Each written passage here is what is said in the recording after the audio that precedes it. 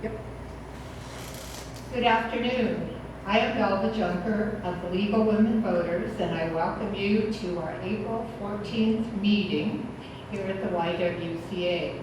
I'd like to introduce Leanne Yoakum of the South Central Economic Development District, who will talk to us about employment issues in our area and also a little bit about the South Central Economic District. So welcome, Leanne. Thank you.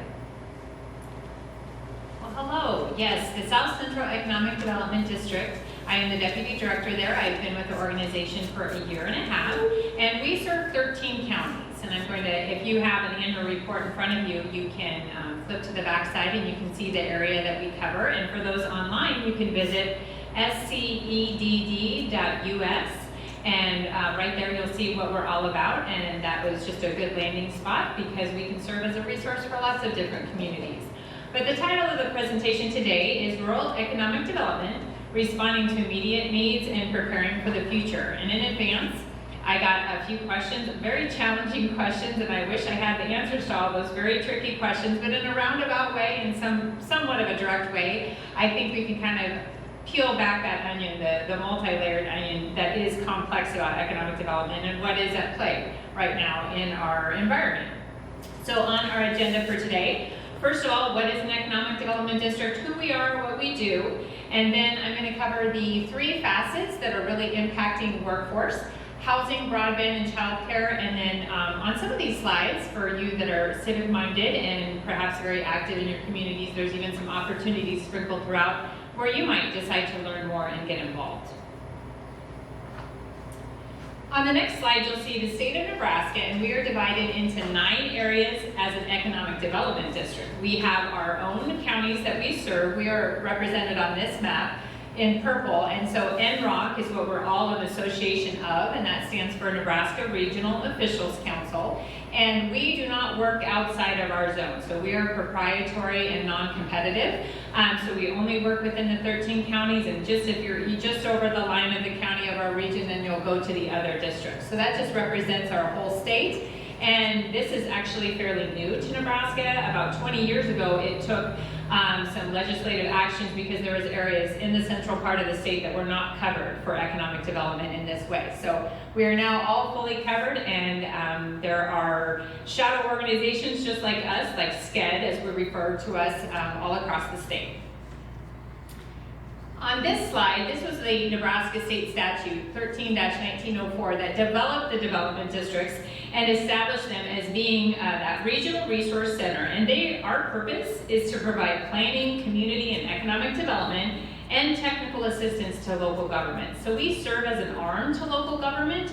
We're a quasi-government entity. We are funded partially by tax dollars per se, but then we're also funded partially from the programs that we administer. So like there's grant administration and those dollars that are to oversee that program. So we're blended, and so we pivot back and forth. We're commonly working with the Nebraska Department of Economic Development as our partner organization and as our parent organization as well as the City of Hastings, for instance.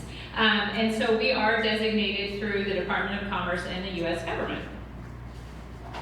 And now to the fun stuff. Rural economic development factors. It used to be that we would talk about we need jobs, we need people recruited to our area, we need to train them well. Now that is not so much the case as what the tug and the pull in the workforce that are going on right now. It is extremely competitive.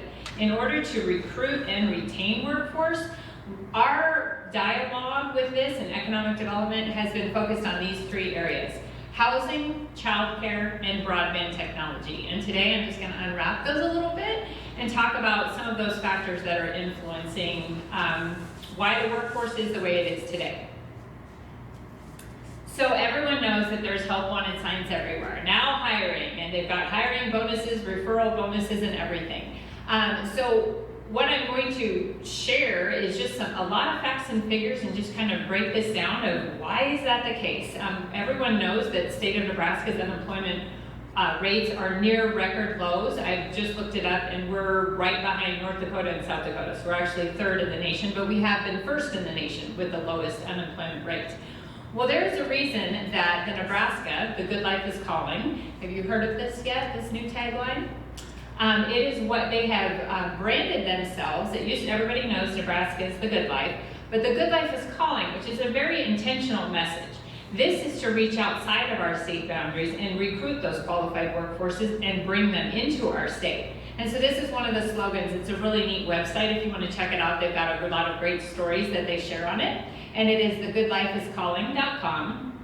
And it's the door of opportunity is everywhere, but it's easier to find when people hold it open. Nebraskans are known for being extra friendly and welcoming, and this is just the point of this message, is that we need to open our doors to the workforce because we internally cannot serve all the needs and all the job openings that there are. So we have to think a little bit outside of the box and recruit. So in a recent article, labor scarcity remains key for Nebraska's economy in 2023. It was just published in January. They said that labor scarcity is the #1 factor impacting our state economy.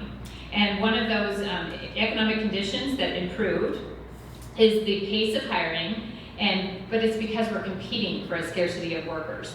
It is estimated, and I've seen various numbers over the last year and a half as I've researched this, but right now the latest statistic that was put out was Nebraska has the highest ratio in the country of jobs available per unemployed persons, and we have 64,000 job openings as of October 2022. So that's not necessarily something that we want to be leading in as #1 for, we have 4 jobs available for every one unemployed person. So what that means is we need to bring in more people. And there's a reason why Nebraska is a great place to live and work. We have those welcoming communities. We offer that work-life balance. And so this quote paragraph above is also from The Good Life is Calling. But we're also ranked very high for quality of life measures. #6 is the best state to live.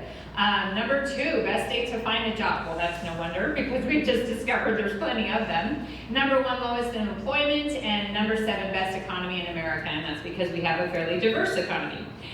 So right now this message is going out wide and strong across social media channels, and they are posting on paid ads and paid push media and those kind of things, and they're really targeting people aged 22 to 45. And they are focusing on the retention of the college graduates, so those out-of-state graduates that are coming to Nebraska schools to stay and live and work. So one of the campaign taglines is the door of opportunity, and that just touts that welcoming atmosphere that we are proud of. On the next slide, you'll see the regional employment summaries, and the unemployment rate, just comparing almost a year ago, in February 2023 is the closest date. The closest statistics that are available. They haven't changed a whole lot. Actually, they've gone up a little bit. Usually in most areas, Adams County, Hastings is listed. We're actually up to 2.1% here. And the number of jobs listed in Adams County is 775. That's a pretty significant number for a community and a county the size of Adams. And if you look down and look at those figures, like in the Omaha area, 19,000. So this is how they kind of come to those jobs, saying that it's 64,000 jobs that are unfilled. And some companies simply aren't posting their jobs and saying that they are because they've given up, or they take breaks and then they go back again trying to recruit. We know when we're looking for someone to hire, we're not looking for someone that is unemployed. We're looking to, quote unquote, steal them from someone else. And that's because of the scarcity of employees. This map shows part of the problem. The Nebraska population migration, and this is also one of the last ones that is shown for statistical purposes from 2010 to 2015. You can see if those counties that are in green and blue, they are the only ones that have gained population. The darker the color, yellow, orange to red, is the more significant loss in population, which further magnifies this labor scarcity. So no longer can we be complacent and think that, oh, we're fine, our towns aren't dying, we don't need to fight for people, we don't need to fight for these quality of life issues. It is very apparent when you look at our state that we must be aggressively pursuing quality of life issues because we cannot afford for that, what we call brain drain, for those educated people to leave our communities, and for schools to close and further consolidate, and churches to have to close down, and all of those things that happen when you lose population. So it is important now more than ever that everyone is taking on that proactive messaging and working to improve quality of life and recruit people back to their communities. Speaking of the brain drain, well actually I said brain gain, and this is part of all of us and our job in changing that script, because when we say brain drain, and that's often said on the media too, and Governor Pillen and President Ted Carter of the University of Nebraska system, they talk about that. But we want to flip the script as an economic development district and say we have the opportunity to have that brain gain. And this is from a University of Minnesota recent study that was on rural brain gain migration. And it studied 30 to 49-year-olds, and it said that the number one thing that people in that age demographics are looking for is a simpler life. Safety and security, affordable housing, outdoor recreation, and quality schools rounded out the top 5. It's not the job. With the current economic climate that we're in, and with so many jobs available, they can choose to live anywhere, and they can also choose often now to live and work from home. And so now that changes. The reason why we can flip the script is so that quality of life that Nebraska offers, that's a true attribute. That's a true thing that we need to tout more so that we can help fill and diversify our economies and fill those job openings. There's a newest article that just was posted July 22, and the U.S. Census Bureau and Harvard University compared some numbers, and it said there's no place close to home. And I was surprised by this. 6 in 10 young adults live within 10 miles of where they grew up. 8 in 10 live within 100 miles.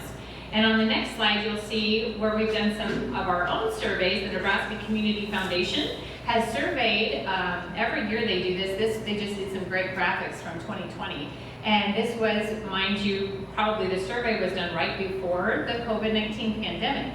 And it just shows that our young adults do want to stay in small communities for the large part. 64% of them said that they're likened to the type of small hometown living, or medium, Grand Island, 23%, and that is by far the vast majority. And this was a poll of 1,047 high school students, middle school and high school students. And there was a more recent study that just came out of 750 of them, and it has patterns that said hometowns are uniquely positioned to offer precisely the things Nebraska youth say they want in the places they choose to live. They love small communities, and our student respondents expressed a strong preference to stay or return to the small communities. So safety in their poll, safety, good schools, and proximity to family continue to be the top characteristics of their ideal community, and 71% say that there is no stigma in returning to their hometown once they might go off to college or pursue further education, and so that is promising for our future. This slide shows, if you hit the cursor again, will it show the slide? Okay. That slide that popped up behind, this is something that the Phelps County Development Corps, it just focuses on Phelps County and the Holdrege-Bertrand area, and they do a wide variety of highlights and featuring, and what they've done in this past year or so is highlight young people, that brain gain, that have moved to their community. They've been specific to recruit people of that demographic. And this person was in Kansas City and pursuing a dance career, but she grew up in Wood River, and now she came back to Holdrege, and she opened a dance studio.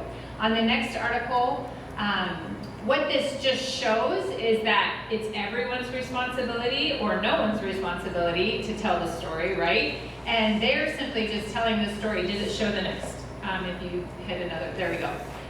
Why people are choosing, and it talks about some people that moved from Las Vegas, a young couple, and on the next slide there was a young dentist and contractor couple. They decided to come to Phelps County. What a winning combination to get someone who builds houses and is also a dentist in a family, and they relocated to the community of Holdrege. And in this one, Bertrand, the size of 700 in their community, have really risen together to address their housing problems and also their child care problems. And so what this is just showing is that they're actively promoting a positive message about bringing those people and recruiting them to their community, because that's what we have to do in a competitive climate. So now I'm going to talk about housing. Houses are where jobs sleep. That's an anonymous quote, but we use it often. So without houses, you can't have workforce. There's a couple of quotes here that I found in some recent publications. Even with competitive wages, we're unable to get people to move here. Not because they're afraid of coming to rural America, but because they have nowhere to live. And that was from Vince Dugan. He is the owner of Trago Dugan, a national aviation company that's been headquartered in North Platte for 50 years. And this quote is from a recent SCED employer survey, and it is the Hastings Public School Superintendent, Jeff Schneider. Our community struggles with housing. Students right out of college making $40,000. It is tough to find a decent house, apartment, duplex, etc. in Hastings for their wage range. So that just demonstrates what we already know is that the employers are struggling to find it because there's not the right types of housing that's available. So I'm going to break down those numbers for you, and if at any time people have questions as I talk through these, please just raise your hand and we'll go through that. So here is part of our housing problem. From 2010 to 2019, we only had 46,000 roughly houses built. That is half the amount from the previous decade. So we are not keeping up just with simple demand, and because of shrinking household sizes, you need more houses for the same amount of population because less people are living in each house. And so the homes that were built, we just took a snapshot of a couple of communities. So this is, now we think 50-year-old, right, or 50 years and young, but when it comes to house inventory, you do want a combination and a good blend of both new 10, 5-year-old houses to all the way to the older houses. But in these select communities, 55% in North Platte are 50 years or older, 61% in Nebraska City, 73% Bertrand. That's why they have seen these numbers and they decided to rally around it.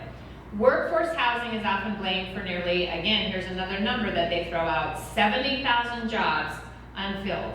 And what are we doing about it? We've got ARPA funds, which is the American Rescue Plan Act, and there has been $40 million infused into that in this last year or two that has been appropriated for rural workforce housing, which we're excited to be a part of, and that would be a whole other presentation of those programs. But here's also one of the dynamics that's changed in housing. Back in post-World War II, Americans that had that typical nuclear family of a married couple with children, 2.5 children, right, and one dog, that represented 43% of households. But today, that demographic only represents 20% of American households. But guess what our housing inventory shows? Our housing inventory is still to the post-World War II era. And often that means that we've got the standard 3-bedroom, 2-bath, 2-car garage. It might be 1,500 square feet upstairs and 1,500 downstairs. It's more than what the average home or what the proportionate level of the demographics really want. We are not meeting the needs of having a diverse representation in our housing to match the representation of our demographics. So now the leading category, and mind you, when you look at those numbers, there is no real true leader anymore because we're so diverse, but the leading category of households is now the single adult living alone, which is 28%.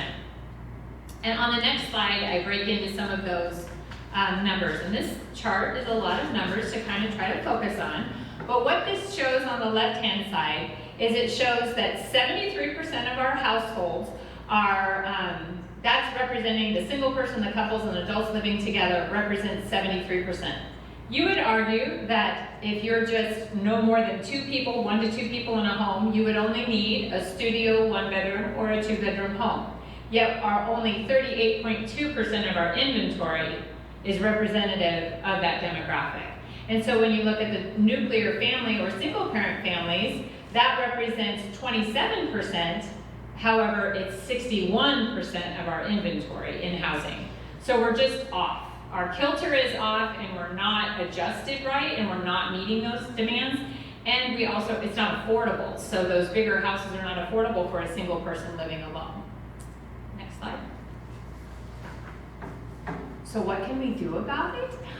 There's lots of different efforts. One of the things that some communities have chosen to do, Minden and Bertrand have done it recently, but we've got all sorts of communities. Central City has been the leader in it.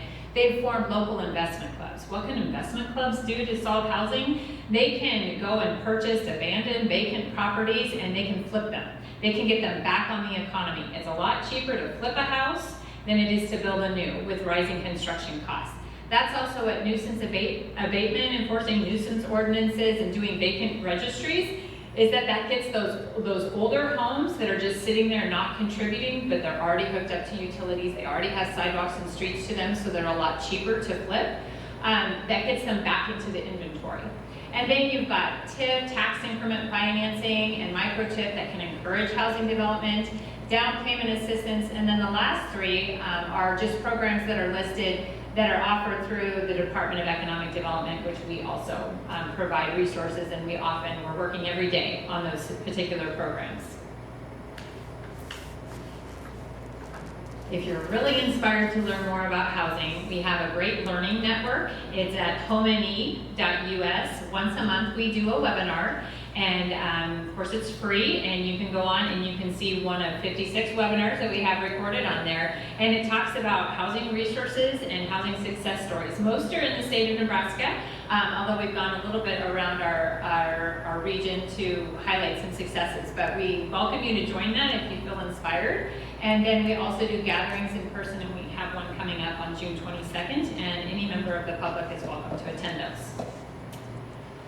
Any questions about housing, or do you want me to continue through? Okay. So the next category is workforce and broadband technology. So again, we look at this as the stool of workforce supported by housing, broadband technology, and childcare.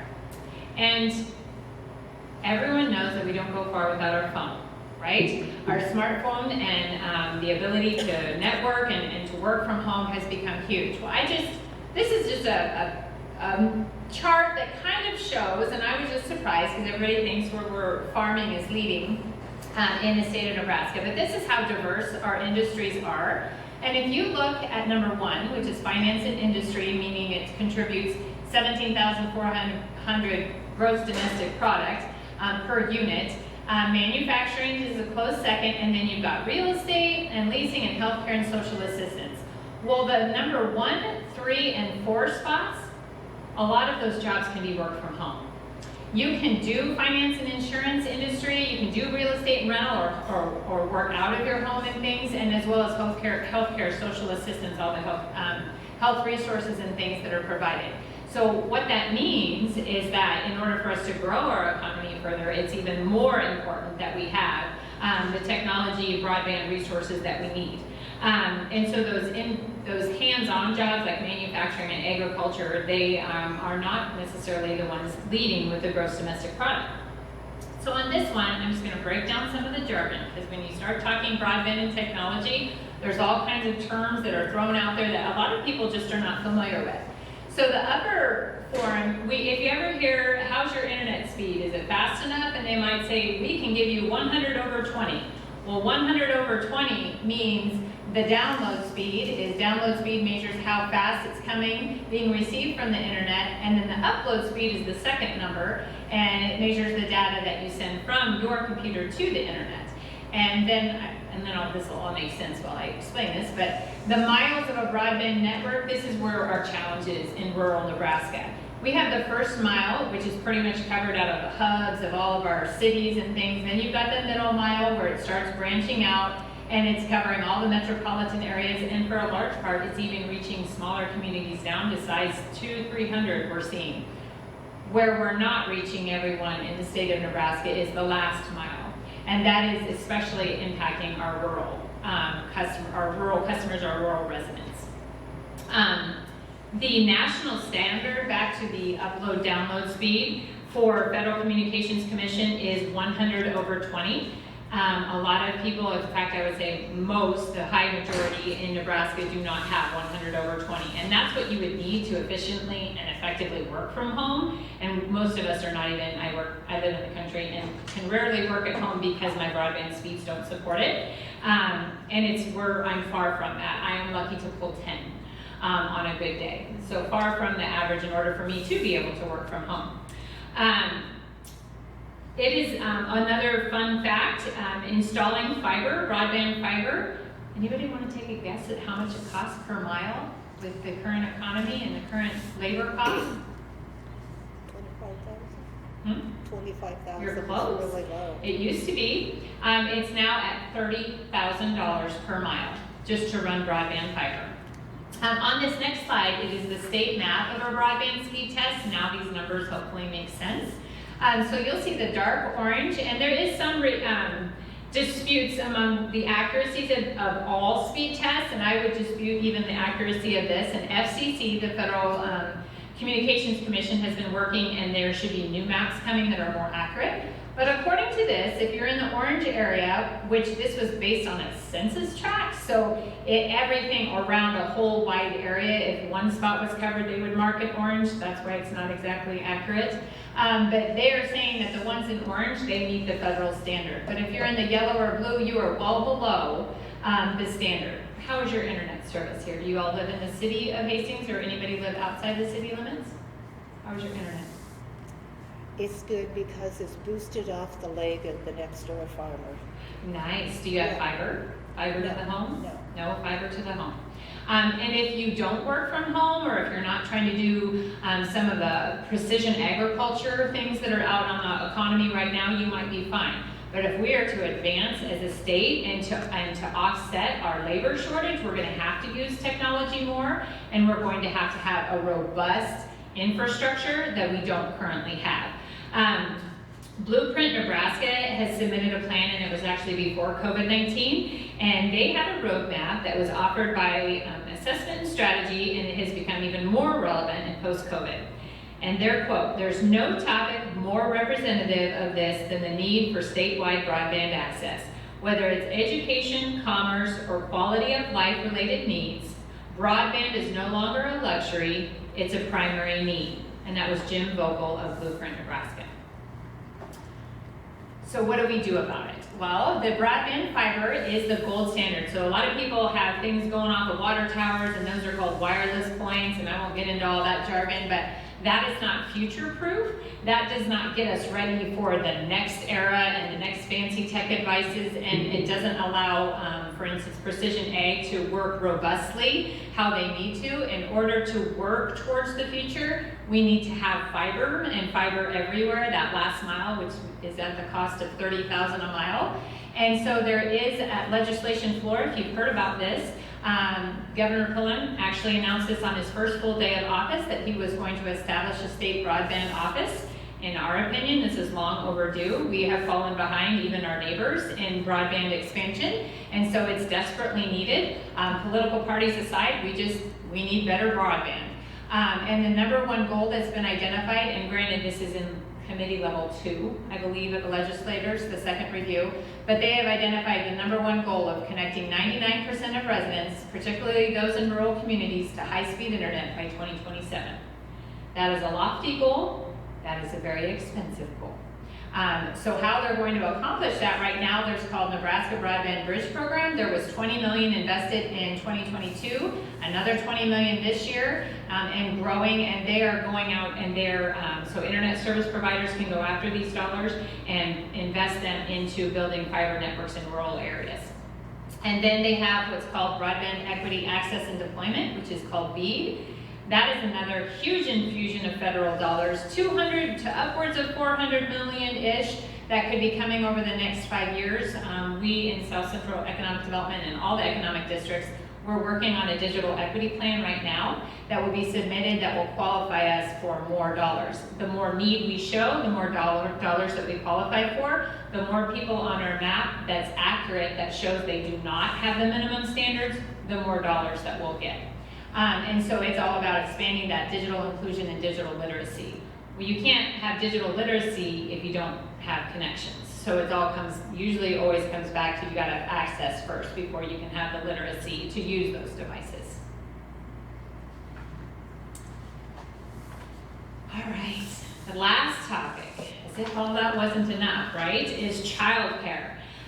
If you have not heard of a family member or a loved one that struggled to find childcare, start that conversation, and you'll find plenty of conversations and stories that often mothers, highly trained mothers, nurses, and engineers and architects and everything, they're having to leave the workforce, not because they don't want to return to the workforce, it's because they cannot find quality childcare.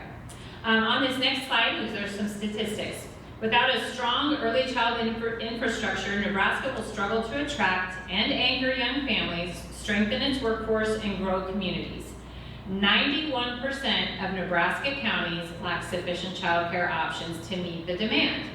36% of rural Nebraskans live in a childcare desert, and a desert is where there's 30 or more children age 5 and under that are on a wait list. And 2/3 of Nebraska children under age 6 have all available parents in the workforce. So this is another statistic which the state of Nebraska is one of the highest states of proportionate working ages, individuals ages 18 to 65 to 70. We have the highest percentage of those employed, including both working parents. So that means that our demand on childcare is even greater. So when people say, well, why aren't these people working? This represents, we truly are. Nebraskans by trade, we are just hardworking. We're usually overworked or sometimes doing multiple jobs or entrepreneuring on the side. It's not that we're not working. It's that sometimes those that are valuable to our workforce, they may not be able to go back to that workforce because they can't find childcare for one. They might not have limited options from home if they don't have broadband, or they can't move to, goes back to the housing, move to where they want to because there isn't an affordable housing that would serve their needs. On this next slide, I discovered the We Care for Kids, another really neat organization that you can become actively involved in.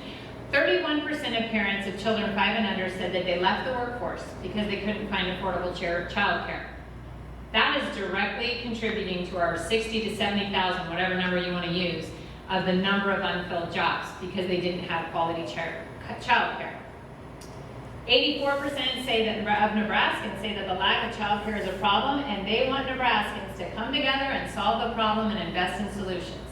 92% of Nebraskans believe quality, affordable child care and early learning is an important part of keeping Nebraska a great place to live and raise a family.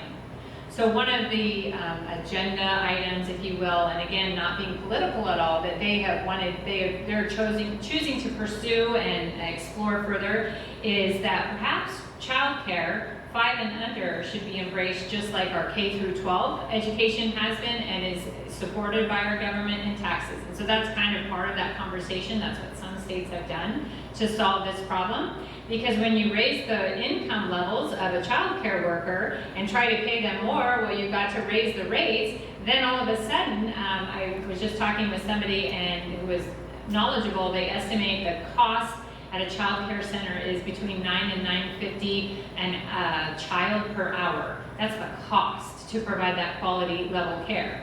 So if they're only making $12 an hour, there's just this imbalance here. But it is an imbalance that is directly contributing to our workforce dilemmas. Where are those resources? These 3 organizations, C4K, Communities for Kids, First 5 of Nebraska, and We Care for Kids, they're all about advocacy and developing solutions, and they serve as resources and referrals. They're always looking for volunteers and advocates and spokesperson. But this was a quote from Kevin Spencer, the Chief of Police at the Scottsbluff Police Department. And this was in an article, a very interesting one. It's at strongnation.org, and it's early childhood programs scarcity undermines Nebraska's rural communities.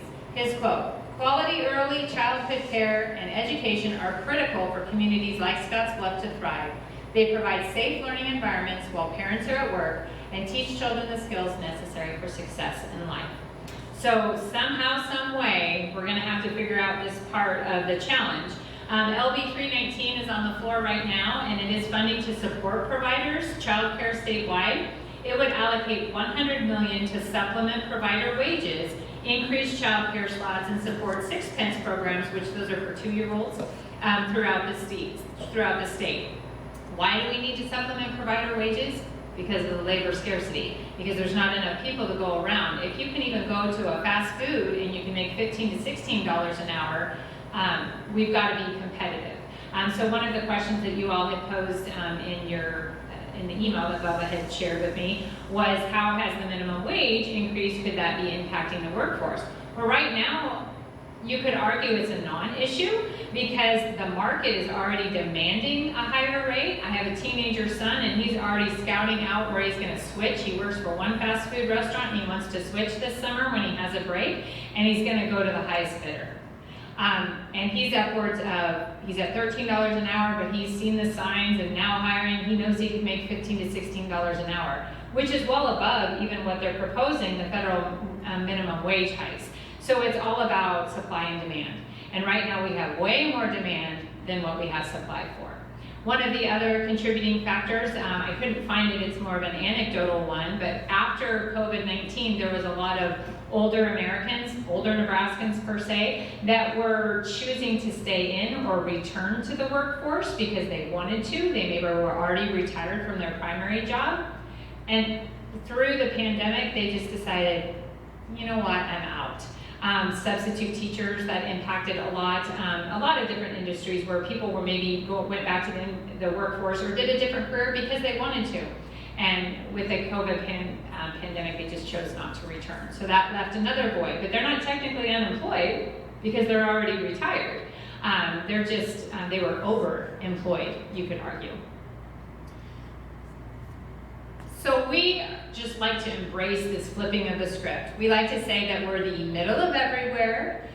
It's rural America's opportunity to brain gain and bring them all back in because we do offer all of those quality life amenities, but we're gonna have to work hard at it. And we also want to embrace that we're rural by choice. And so those young families and the single adults, you can choose rural, you can choose to live in rural Nebraska and have a great quality of life, but we have to actively promote that message and be the proponent in that positivity to encourage them to come back because as some of the surveys have shown, they want to.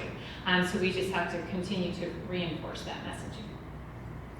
So that concludes my presentation. A whole lot of numbers, a whole lot of topics, which I kind of just scraped the surface on, and my contact information is on the last slide.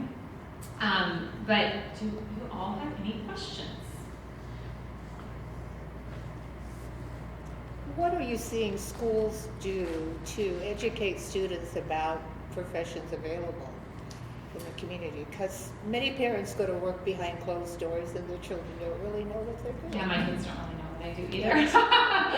They're like, no, what do you do, Mom? Yeah. I think that we're coming out of a slump per se.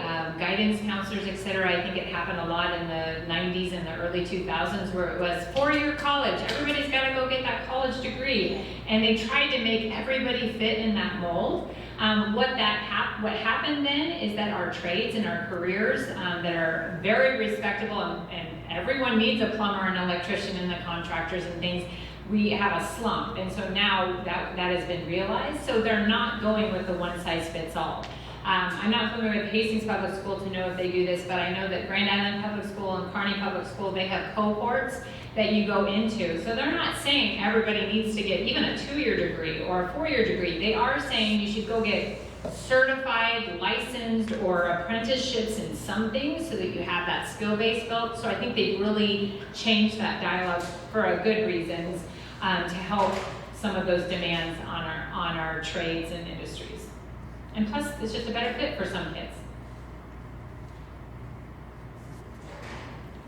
Do you do presentations for like city councils or chamber of commerce so that their community knows what they need to do? I mean, Hastings is improving with housing, and I guess I'm not real familiar with the child care aspect.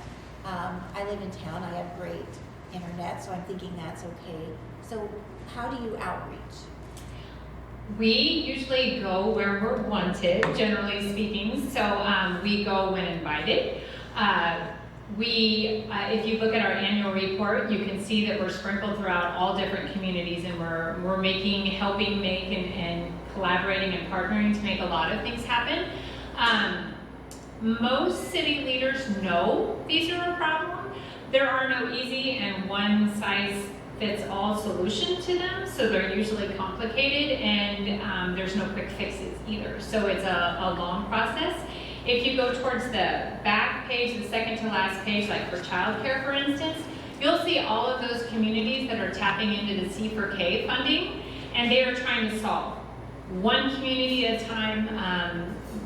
Several communities, they know that churches have unutilized spaces Monday through Friday, and they are flipping those into childcare centers, and they're qualifying for funding to meet the safety codes, the life safety and the fire suppression things that maybe wouldn't normally have been there. It has been transformational to communities to address their childcare problem. So that's why I sprinkled throughout this presentation, and you guys do have it electronically, so it can be shared, because there was a ton of resources, a ton of articles that you may or may not be interested in learning more about, and a lot of different just agencies that do solve this. So we kind of cover a broad stroke and look at it from that way. We presented, this is an adaptation of a presentation that I gave to county officials in June, and then we did it again in September. They're critical to this. Often county commissioners do not see themselves as solving much more than, let's say, they work on roads, they work on the sheriff's department, they have a weed district. They do not see themselves necessarily with an economic development hat, and they sure as heck aren't thinking about childcare or broadband fiber. But guess what? When that road is getting dug up, when do you think the cheapest time is to put in broadband fiber? When they're doing zoning outside of the city limits, do they need to be mindful? Do they need to stick with the 4-acre minimum to build a house? That's what a lot of counties have, rural counties. You know what, 4 acres isn't what some of these young adults want or need or can afford. So there's all kinds of things at play right now that can impact and change and flip that script, that we're constantly, little bits at a time, just working on educating. And we'll always go where we're asked. Well, usually, always, definitely within our 13 counties, and then our colleagues within the other districts, they're often doing these things too. We're also governed by a very fairly diverse board of directors, which is on the last page of our annual report. So we have representation from all of our 13 counties, and many of them are county commissioners, some of them are city clerks. And then we also have industry representation for housing and banking, because we also do low-interest bank loans to contractors looking to rehab or flip or build homes in a rural town that maybe hasn't had a new home built. That's what we did in Blue Hill last year. So we're one bite of the elephant at a time. It's a big elephant.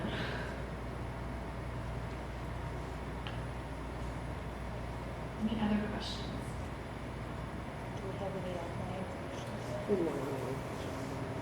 Hopefully I didn't put them to sleep with all those facts and figures. But usually when you cover the gamut of all those different topics, there's something that intrigues someone to be like, really, I didn't know that. And hopefully just sharing, and that's part of the public education, is just sharing what these demands are on our economy. We can't profess to solve all these problems because they are complicated, but we hope that we move the needle a little bit by educating and awareness, and inspire people to act, to get involved, and maybe become a part of the solutions. Because there are a lot of solutions out there, but it just takes active community members. We sometimes hear about the difference in work ethic, and is that even an issue now? Because employers are saying, just give me someone I can train. Yes. I have some family that works in the University of Nebraska system, and the threat there is that we are getting poached. So all of these states around us know that Nebraskans have a great work ethic. So the brain drain is occurring because they are actively recruiting Nebraskans away from Nebraska and pulling them to Kansas City and Denver and Minneapolis, St. Paul, because still in that rural and the Midwest feel. And so this is absolutely impacting us. But we've got to figure out how to recruit them back or keep them here. We've got to get those quality of life measures, because they're fine with living here, but they're flashing the glitzy stuff and the big dollars. Well, guess what? When you go to live in Denver, do you know how expensive it is to live in Denver?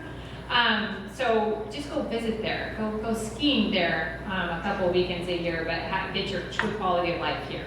So yeah, it's part of the equation, and unfortunately that's backfiring on us, and it's causing the people to exit. But sometimes when they get married or they choose to settle down, that's when they decide to come back. Any other questions? Any other questions?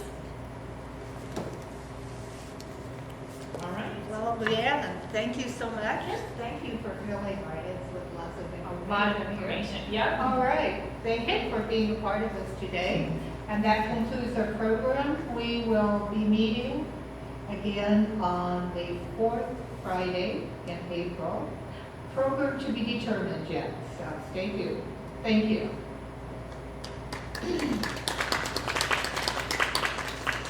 Leon, we just have